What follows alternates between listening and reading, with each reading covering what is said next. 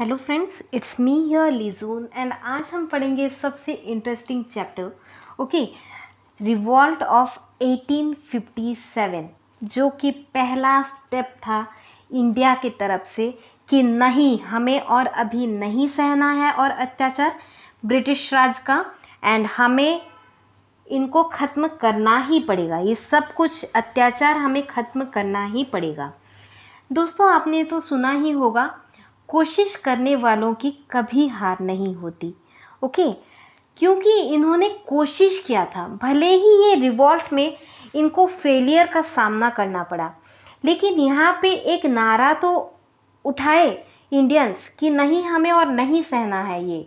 हम क्यों अपने जगह पे रह के, अपने घर में रह के हम दूसरे इलाके से आए हुए लोगों के मतलब अत्याचार को सहें। तो यही वो नारा था जो था revolt of 1857। The Indian mutiny of 1857 to 59 was a widespread but unsuccessful mutiny। देखिए फ्रेंड्स, इसको इंडियन म्यूटिनी भी बोला जाता है। मैं एक स्टोरी के हिसाब से आपको बताती हूँ। ईस्ट इंडिया कंपनी के कुछ ट्रेडर्स क्वीन एलिजाबेथ वन के पास जाते हैं एंड उनसे एक चार्टर साइन कराते हैं कि आप हमें अलाउ कीजिए कि हम इंडिया पे जाएंगे एंड हम अपना एक बिज़नेस सेटअप करेंगे वहाँ पे एंड कुछ दिनों के लिए करके फिर वापस आ जाएंगे। लेकिन ये धीरे क्वीन एलिजाबेथ अलाउ कर देती है, वो चार्टर को साइन करती है कि ठीक है, आप 15 साल के लिए आप जाके अपना ट्रेड बिजनेस फैला सकते हो इंडिया पे। ओके, जो कि था सूरत, मतलब सूरत वो जगह था जहाँ पे कि सेटअप हुआ था पहला उनका फैक्ट्री। ओके, तो क्या होता है, वो सिर्फ यहाँ पे ट्रेड करने आए थे।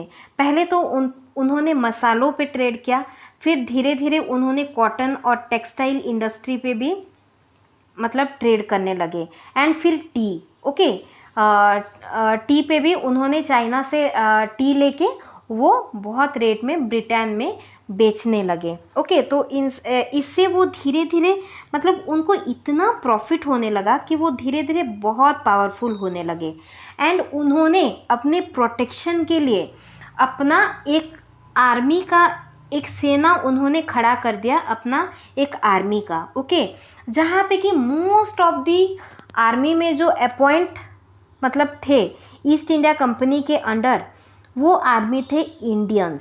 ओके, और उनको बहुत ही अत्याचार करके जोर ज़बरदस्ती की नहीं, आपको हमारे आर्मी के अंडर काम करना ही पड़ेगा, तो वैसे करके वो जोर ज़बरदस्ती ले लेते थे इंडियंस को अपने आर्मी के रूप में। ठीक है, तो फिर क्या होता है कि धीरे धीरे ईस्ट इंडिया कंपनी का इतना पावर बढ़ जाता है कि रॉबर्ट क्लाइव को मतलब पावर दे दिया जाता है कि आपको अलाउड है कि आप टैक्स कलेक्ट कर सकते हो। ओके, बंगाल रीजन का। एंड फिर क्या होता है, धीरे धीरे वो इतना मतलब टैक्स कलेक्ट करके इतने पावरफुल हो जाते हैं कि आसपास के राज्यों से भी वो जोर ज़बरदस्ती टैक्स कलेक्ट करने लगते हैं। फिर ऐसे ऐसे धीरे धीरे वो अपना पावर जताने लगते हैं इंडिया पे। एंड फिर मतलब एक टाइम ऐसा था कि ईस्ट इंडिया कंपनी इतना पावरफुल बन चुका था कि वो अपना साम्राज्य मान चुका था इंडिया को। ओके, जैसे कि उसी का साम्राज्य हो एंड पूरा रूल कर रहा था। मतलब लैंडलॉर्ड्स फार्मर्स से ज़बरदस्ती किसानों से बोलता था कि आपको ज़बरदस्ती अफीम उगाना है अपने खेतों पे एंड उन अफीम को कलेक्ट कर करके वो भेजता था चाइना में। ओके, एंड उसके बदले वो टी मतलब टी लेता था चाइना से एंड ब्रिटेन को भेजता था, जो कि बहुत ज़्यादा रेट में वहाँ पे मतलब बेचता था ब्रिटेन में। ओके, तो ऐसे कर करके एक टाइम था कि ईस्ट इंडिया कंपनी का सैन्य, ओके, जो कि आर्मी सोल्जर्स थे, वो 2,60,000 के तकरीबन थे and most of the soldiers and army man वहाँ पे कौन थे, वो थे इंडियंस। ओके, तो धीरे धीरे कहीं ना कहीं इंडियंस इंडिया आर्मी के मतलब उनको सिपाही बोला जाता था, तो उनके मन में कहीं ना कहीं जगता है कि हमें बहुत कम वेजेस यहाँ पे दिया जाता है, बहुत टॉर्चर सहना पड़ता है, तो हम क्यों रहें। तो वो एक रिवॉल्ट उठाते हैं, एक नारा उठाते हैं ईस्ट इंडिया कंपनी के खिलाफ, जिसमें कि वो आर्मी थे जिसके अंडर, कि अब हमें भैया नहीं सहना, अब आप जाओ यहाँ से, इंडिया से, ओके, और हमारे देश में शांति से हमें रहने दो। तो धीरे धीरे ये नारा इतना बढ़ जाता है कि आसपास के राज्य से हर फार्मर्स एंड नॉर्मल लोग भी जुड़ते जाते हैं सिपॉयज़ के साथ, ओके। तो इसी को बोला जाता है रिवॉल्ट ऑफ 1857, ओके, जिसको कि फर्स्ट वार ऑफ इंडिपेंडेंस भी बोला जाता है, ओके, क्योंकि ये पहला स्टेप था कि हमें इंडिपेंडेंस चाहिए, ईस्ट इंडिया कंपनी को यहाँ से जाना ही पड़ेगा, ओके। तो ये था रिवॉल्ट एंड ये बहुत ही अनसक्सेसफुल था ये रिवॉल्ट, ओके फ्रेंड्स, क्योंकि ईस्ट इंडिया कंपनी तब तक बहुत पावरफुल बन चुका था। तो it was the first expression of resistance against East India company. तो ये पहला स्टेप था इंडियंस का against East India company. It began as a revolt of sepoys of the British East India company's army.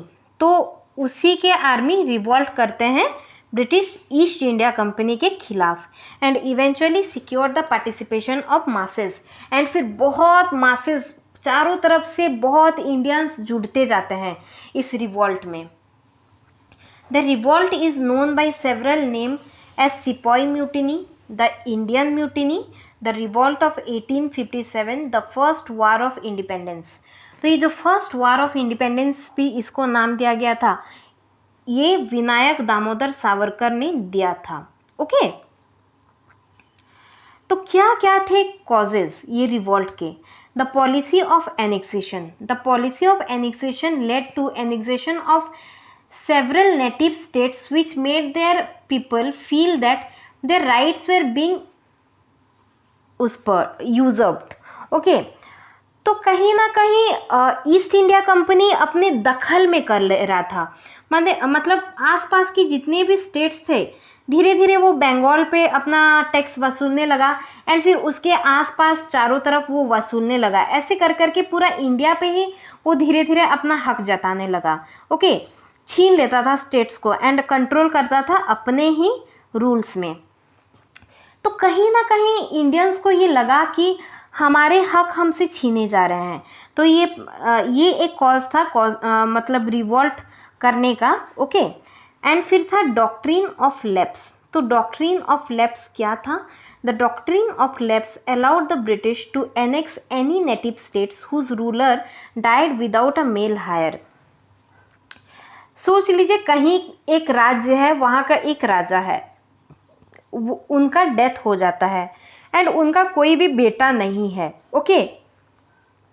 तो क्या होगा, British ने एक रूल बनाया कि जहाँ का राजा डेथ हो जाता है एंड उसका अगर कोई उत्तराधिकारी नहीं है, कोई बेटा नहीं है, तो वो सरेंडर करेगा उस राज्य को हम लोग के हाथ में, एंड हम कंट्रोल में लेंगे उस राज्य को, हम अपना कंट्रोल में लेंगे। By this people felt as if their rights were snatched away। तो इससे भी कहीं ना कहीं लोगों को लगा कि नहीं, हमारा हक छीना जा रहा है हमसे, ओके। तो ये भी रिवॉल्ट करने का एक रीज़न था। Grievance of sepoys. तो सिपॉयज़ मतलब क्या, हमारे जो इंडियंस वहाँ पे आर्मी के, ईस्ट इंडिया कंपनी के अंडर में आर्मी के रूप में नौकरी करते थे, उनको सिपॉयज़ बोला जाता था। Discrimination in payment and promotions, कहीं ना कहीं उनको अलग मतलब जितने ब्रिटिश आर्मी थे उनसे कहीं ना कहीं डिस्क्रिमिनेट किया जाता था, ओके। एंड इनको कम पेमेंट दिया जाता था एंड प्रमोशंस ज़्यादा नहीं देते थे। Ill treatment of sepoys by the British officers. British officers अपने जो भी इंडियन सिपाही को अपने अंडर रखते थे उनको इल ट्रीटमेंट देते थे, ओके, दुर्व्यवहार करते थे बहुत। Refusal of the British to pay the foreign service. Remote areas में जो भी मतलब आर्मी का ड्यूटी करने जाते थे, तो उनको एक मतलब सैलरी के रूप में मिलता था, जिसको बोला जाता था एक्स्ट्रा बोनस मिलता था, उसको बोला जाता था भट्टा। ओके, तो कहीं ना कहीं इसको भी देने में मतलब ब्रिटिशर्स ने प्रॉब्लम किया, तो इससे भी कहीं ना कहीं मन में खटका कि नहीं, हमें और नहीं रहना है, बहुत हो चुका है इनका अत्याचार। Grievance of the craftsman, peasants and zamindars, तो कहीं ना कहीं मतलब जमींदार से भी उनकी ज़मीन ज़बरदस्ती छीन लिए जाते थे, ज़बरदस्ती टैक्स वसूला जाता था। ओके, तो क्राफ्ट्समैन से भी ज़बरदस्ती बोला जाता था कि आप कम रेट में मतलब यहाँ पे हम लोग के अंडर आप काम करो एंड आपको करना ही पड़ेगा। तो ये भी एक रीज़न था रिवॉल्ट करने का। Grievance of Orthodox and conservative people, ज़बरदस्ती उनको क्रिश्चियनिटी भी दिया जाता था। ओके, ज़बरदस्ती कि आपको क्रिश्चियन होना ही पड़ेगा। एंड इसको मतलब ब्रिटिशर्स कहीं ना कहीं मतलब हेल्प करते थे कि नहीं, इनको क्रिश्चियंस बनना ही पड़ेगा। हिंदू मुस्लिम्स कहीं ना कहीं इससे एक उनके मन में आया कि नहीं, ये और नहीं चलेगा। And abolition of sati, legalization of widow remarriage act, spread of western education, western education भी बहुत स्प्रेड होने लगा इंडिया में। ओके, हमारे जो अर्थशास्त्र थे कहीं ना कहीं ये सब मतलब वेद, ओके, ये सब का पढ़ाई कहीं ना कहीं कमज़ोर होने लगा। तो ये भी एक रिवॉल्ट करने का एक रीज़न था। Discrimination against Indians, the British favoured Indians in all aspects of life which led to feeling of resentment among the people. तो इनको बहुत, इंडियंस को बहुत अत्याचार किया जाता था, ज़बरदस्ती आप मतलब टैक्स वसूला जाएगा, काले एंड गोरे में फ़र्क किया जाएगा। एंड मतलब फार्मर्स को ज़बरदस्ती बोला जाएगा कि आपके लैंड्स में हम अफीम बोलते हैं आपको उगाने, एंड उगाना ही पड़ेगा आपको, नहीं तो ये लैंड्स आपके नाम पे नहीं रहेगा, हम ले लेंगे। ऐसे करके बहुत तंग करते थे। Economic policies, tax policies and other measures adapted by the British led to economic hardships for people which made them resentful for British. तो इकोनॉमिक पॉलिसीज़ भी, ज़बरदस्ती टैक्स वसूला जाना, ये सब भी कहीं ना कहीं एक रीज़न था। Social policies, the policy of introducing western education, तो वेस्टर्न एजुकेशन को उन्होंने, इंग्लिश पढ़ाई को यहाँ पे इंट्रोड्यूस किया ब्रिटिशर्स ने।